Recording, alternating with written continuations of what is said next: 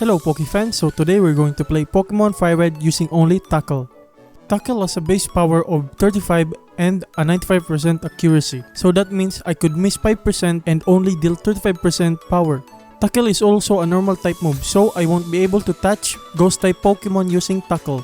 Watch till the end on how I will beat Agatha, the Elite Four member, with 2 Gengar and 1 Hunter. The rules are: use only Tackle in battle, no cheats or glitches, I can only use HM outside of battle, no use of items in battle except for held items.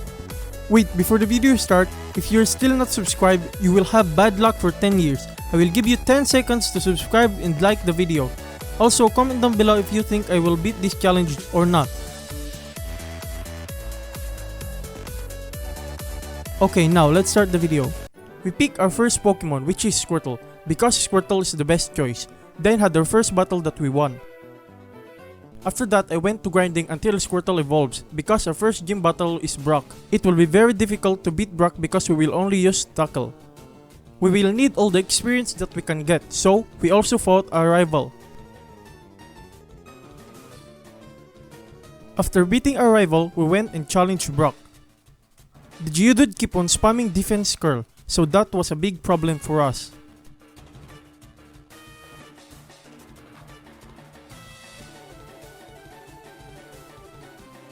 After beating Geodude, I really thought that we will have an easy battle against Onix, but I was wrong. Onix is really tanky, even if he did not use any defense raising moves.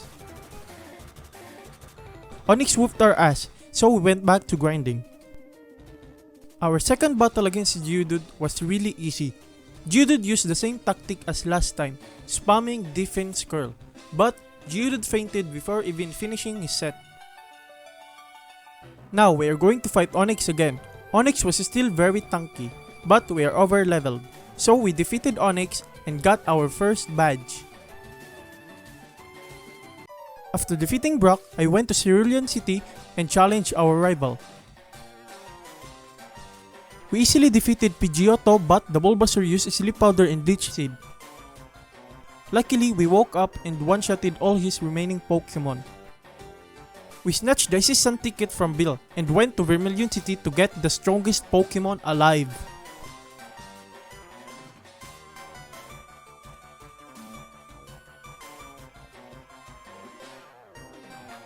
We gave the strongest Pokemon to the daycare center and entered the ship. Wartortle evolved into a Blastoise and we faced our rival in the ship. We defeated Pidgeotto with 2 tackles as well as Ivysaur.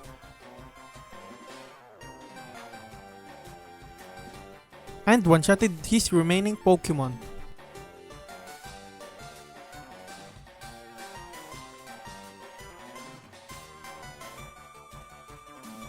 We captured our second Pokemon, Pidgey.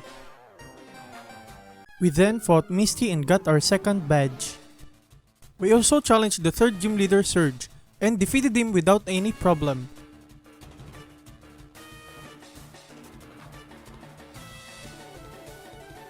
We got a free Eevee and evolved it into a Flareon. Unfortunately, it does not know the move Tackle. We challenged the fourth gym leader, Erica. Erica started off with Victreebel and I used Pidgeotto. Our Pidgeotto did his best to defeat Victreebel. Our Pidgeotto lost, but Blastoise finally finished off the Victreebel. In the end, we lost to Erica, so we skipped Erica and went to the Team Rocket hideout. We fought Giovanni to get the Self-Co. I switched to Gyarados thinking it could defeat Onix, but Onix hit a critical rock slide, so I was forced to switch out. Blastoise used all his power to defeat Onix, using only Tackle. After defeating Onix, we faced Rhyhorn. Rhyhorn has a high attack stat, so we need to weaken it with the Intimidate from Gyarados and finishing it off with Blastoise. Giovanni's last Pokemon is Kangaskhan. We used the Intimidate method to lower its attack, but it seems like we did not need it at all because we defeated Kangaskhan without it touching our Blastoise. Our rival challenged us in a Pokemon battle in the Pokemon Tower. I two-shotted his Pidgeotto with my Pidgeot. Gyarados used Intimidate to lower my attack and attacked me with Trash. Fortunately, we defeated him with 4 tackles. Our rival then sent out Growlithe. Growlithe used another Intimidate to lower my attack, but got 3-shotted by my Pidgeot. His next Pokemon is Kadabra, so I switch out to Gyarados. Gyarados used 2 tackles to defeat Kadabra. His last Pokemon is Ivysaur. I defeated Ivysaur with 4 tackles from my Gyarados. In the Pokemon Tower, I skip all the Pokemon trainers that I can, but there are just some Pokemon trainers that I cannot skip. Fortunately, the Pokemon trainers that I cannot skip has a Ghastly that knows Curse. So I just need to let the Ghastly use 2 Curse to kill itself.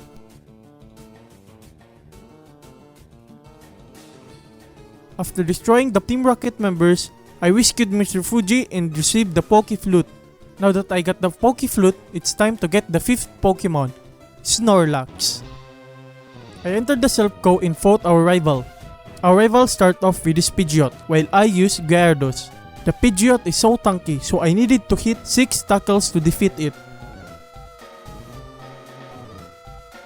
His next Pokemon is Gyarados, so I switched to Pidgeot and switched back into Gyarados to lower its attack. I sacrificed Meowth and used Blastoise to finish off Gyarados.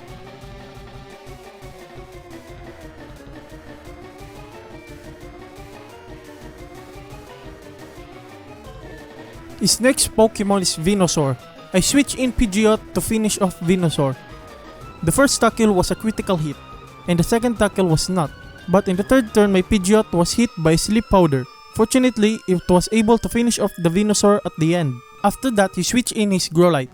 I used Blastoise and managed to defeat Growlithe with a small health remaining.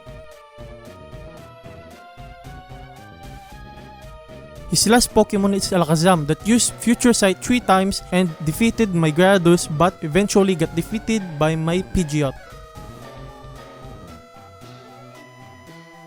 I challenged Giovanni. Giovanni's first Pokemon is Nidorino. I used Tackle and got poisoned. His next Pokemon is Rhyhorn. I needed to use the Intimidate method to lower its attack so that I could finish it off with Blastoise.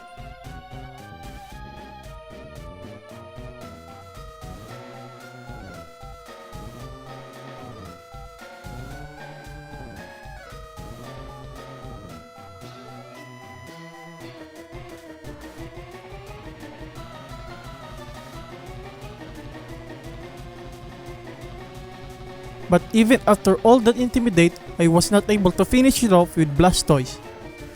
But I know that I will surely lose because he still has 2 Pokemons and I only have my Pidgeot left. I skipped Giovanni for now and went to get the item finder to get the items leftovers. I battled Giovanni again and used 4 tackles to defeat Nidorino. Sadly, I got poisoned in the last tackle. His next Pokemon is Rhyhorn. I used the Intimidate strategy again to lower Rhyhorn's attack.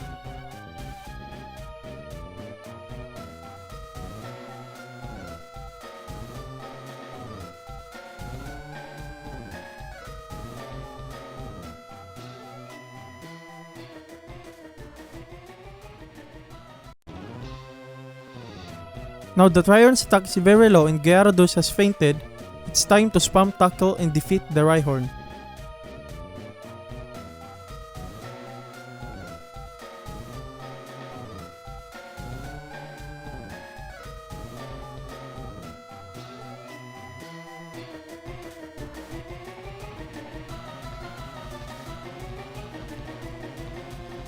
His third Pokemon is Kangaskhan. Kangaskhan was able to dish out a decent amount of damage before it was defeated.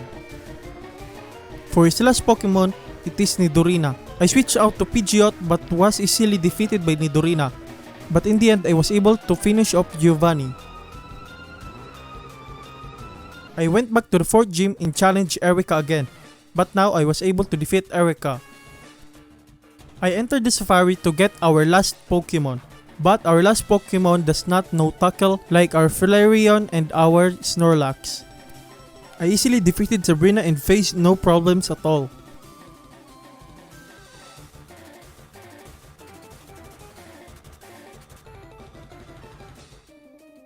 After that, I challenged Koga next. Battling Koga is not hard, but it was really time consuming because of the miss.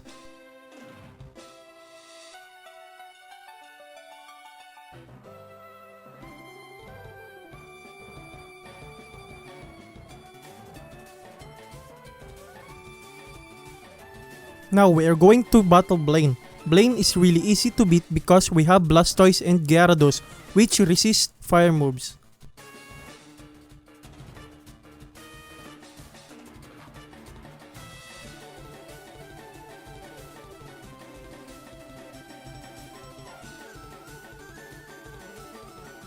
Bill invites us to go to one island, and now we can teach our Pokemon Tackle.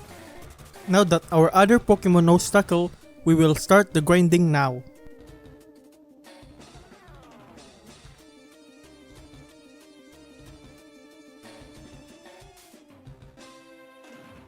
After grinding, I challenged Giovanni. I used the Intimidate strategy using Gyarados and Taurus. I speed up the video because it took a lot of time to defeat Giovanni.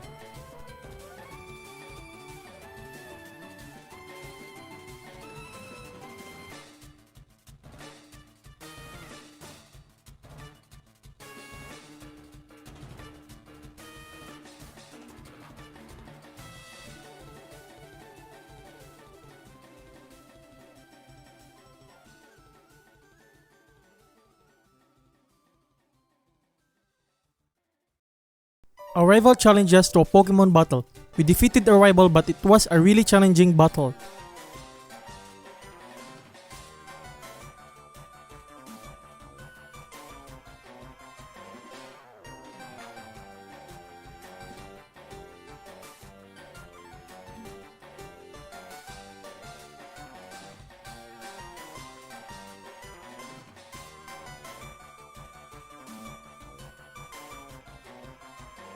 This is our final team. We are going to face the first elite. She started with Dugong, while I used Snorlax. Snorlax dealt a lot of damage as well as Taurus. Cloyster kept on spamming Protect, but eventually got defeated by Taurus. Gyarados was young, so I switched out and back.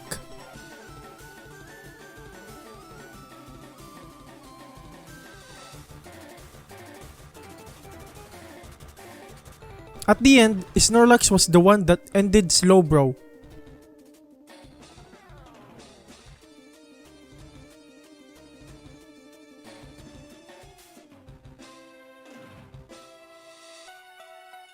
Lapras was really tanky, but eventually got taken down by Blastoise.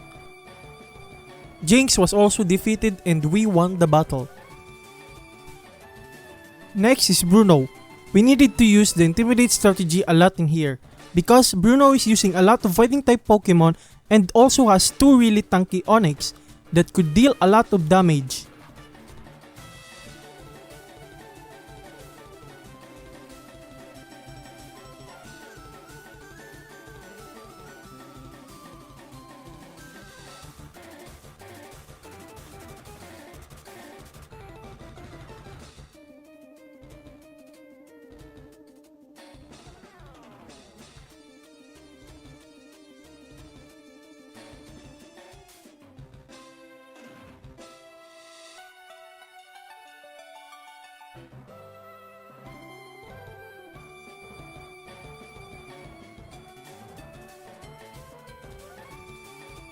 Now, it's time to face Agatha, what you all have been waiting for.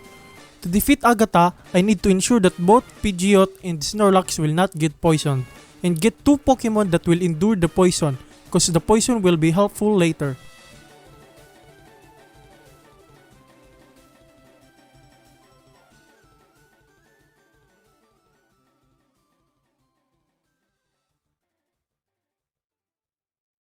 After all the Gengar's PP is drained, it's time to use the switch in and out. We will switch in and out until Gengar dies. It took a lot of time, almost an hour, just by defeating Agatha.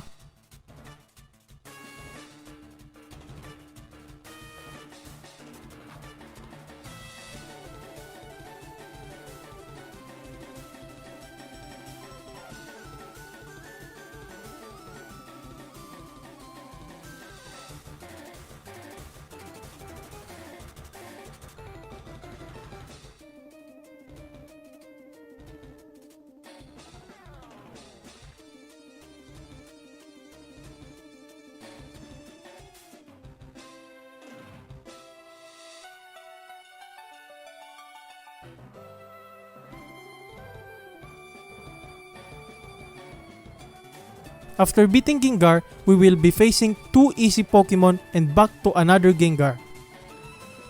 Now, like I said, Pidgeot and Snorlax should not get poisoned because the switch in and out will not work. So we need to suck up all the Sludge Bomb first and then do the switch in and out.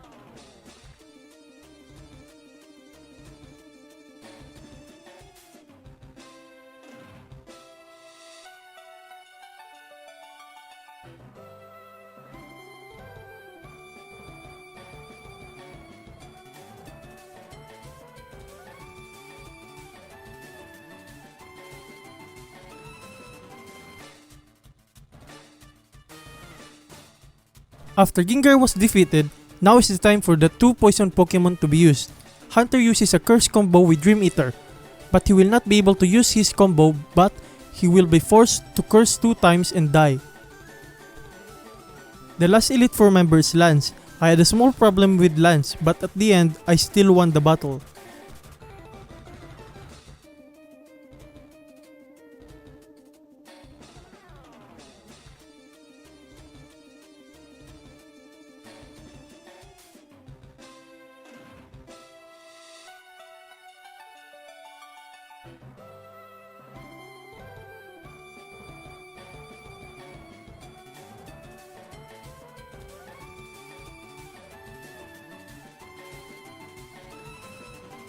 Now we are going to fight the champion, our rival. I will now let you watch it in peace.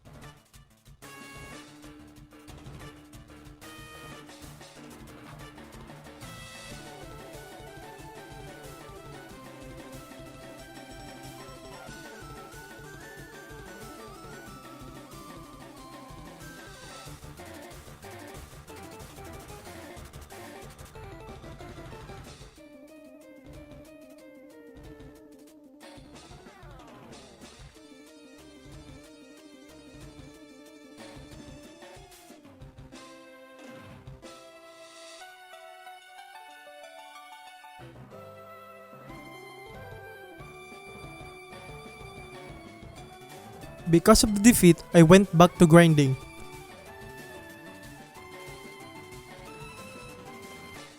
Now I'm going to skip the video to the champion battle because I did everything the same way but a bit easier because of the level advantage.